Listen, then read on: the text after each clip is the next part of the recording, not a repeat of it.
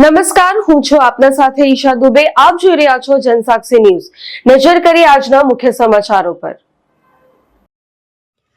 Bharuch family કોર્ટમાં ભરણ પોષણ તથા અન્ય કોર્ટમાં ફેમિલી વિવાદના કેસ ચાલતા હોય જે કેસોમાં અંકલેશ્વર તાલુકાના જૂના બોરભાઠા બેટના ફરાર આરોપી 36 વર્ષીય દીપડભાઈ ભરતભાઈ પટેલે કોર્ટમાં હાજર રહેવું ન પડે તે માટે 1 વર્ષ અગાઉ પોતાનું બાઇક નર્મદા મૈયા બ્રિજ પર મૂકી સુસાઇડ નોટ લખી પોતાની જાતને છુપાવવા તરકટ કરી ઘરેથી નાસી ગયો હતો, જે અંગે અંકલેશ્વર શહેરી ડિવિઝન પોલીસ મથકે ફરિયાદ નોંધી હતી. દરમિયાન નામદાર જ્યુડિશિયલ ફર્સ્ટ ક્લાસ જજની ફેમિલી કોર્ટ દ્વારા આરોપીને 330 દિવસની સાદી કેદની સજાનો હુકમ કરવામાં આવ્યો હતો, જેથી પોતાની ઓળખ છુપાવી પોલીસ પકડની નાસ્તો ફરતો હતો.